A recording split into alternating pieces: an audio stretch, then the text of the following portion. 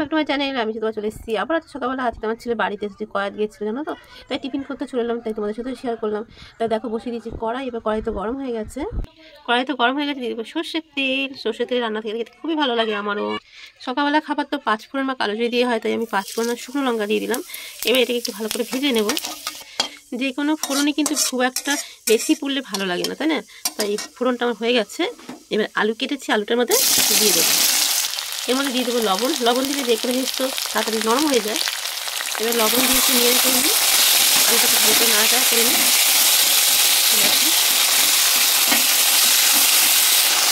দেখো আলুটা আমার একটু ভাজা হয়ে গেছে। এর মধ্যে দিয়ে দেবো হলুদ।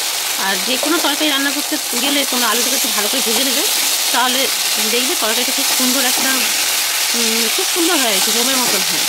তাই হলুদটা দিয়ে আমি ভালো করে ভেজে নেবো, কেননা হলুদের গন্ধ যাতে চলে যায় তার জন্য। দেখো আলুটা দেখতে পাচ্ছ, আলু কিন্তু আমার ভাজতেই হয়ে গেছে। আর এর মধ্যে দিব লঙ্কা। আর আমরা ঝাল খেতে ভীষণ ভালোবাসি জানো, তাই বেশ খানিকটা লঙ্কা দিয়ে দিলাম। আমাদের মতন কে কে ঝাল খেতে ভালোবাসো অবশ্যই বলো কমেন্ট করে, ঠিক আছে? এবার হয়ে গেছে। এবার আমি এর মধ্যে দিয়ে দেবো জল, পরিমাণ মতন জল দেবো। যে যেমন করবে সে যেমন দেবে। তরকারি ততক্ষণ হতে থাক, বাদ বাকি কাজটা আমি এগিয়ে রাখি। দিয়ে দিলাম জল।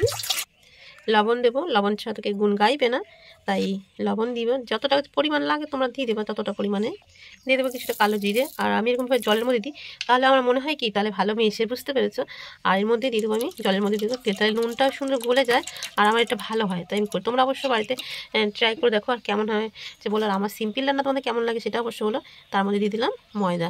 আর আমি যে জলটা নিয়েছি না, আমরা জানো যতবার আটা মাখতে যাই না, যেরকম জলটা নিই না ওই জলের মধ্যে আমার হয়ে যায় জানো। এবার মেখে নিয়ে আমি তোমাদের সামনে আসছি।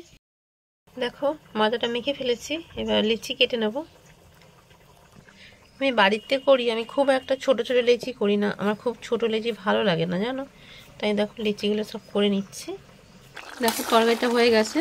আর আমার ছেলে একটু ঝোল ঝোল খেতে ভালোবাসে, তাই একটু ঝোল ঝোলই নামাবো। দেখো হয়ে গেছে। দেখো লিচি নিয়ে নিয়েছি, আমি কিন্তু তেল ছাড়া বেলবো, আমার তেল দিয়ে বেলতে ভালো লাগে না, তাই আমি তেল ছাড়া লুচি বেলি জানো তো। দেখো কড়াই বসিয়ে দিয়েছি, কড়াই তো গরম হয়ে গেছে, কড়াই দিয়ে দেবো এবার সাদা তেল।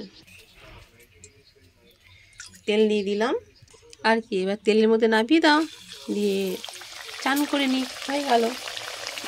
আর আমার রান্না তো খুবই সিম্পল, তোমাদের কেমন লাগে তোমরা অবশ্যই কমেন্ট করে বলো। তাহলে আমি এক এক করে লুচিগুলো ভেজে তুলে নিই, এবার থালায় তুলে তোমাদেরকে দেখাচ্ছি, ঠিক আছে? দেখো থালায় সাজিয়ে নিয়েছি, সকালবেলা চা না হলে তো হবে না, তাই চাটাও নিয়ে নিয়েছি। কেমন হয়েছে অবশ্যই বলো, আর আমার বকবক তোমাদের কেমন লাগে সেটা বলো। আর ভালোবেসে লাইক করে, শেয়ার করে, কমেন্ট করে, সাবস্ক্রাইব করে পাশে থেকো। যারা এখনও সাবস্ক্রাইব করে তারা সাবস্ক্রাইব করে দিও। তাহলে সবাইকে টাটা।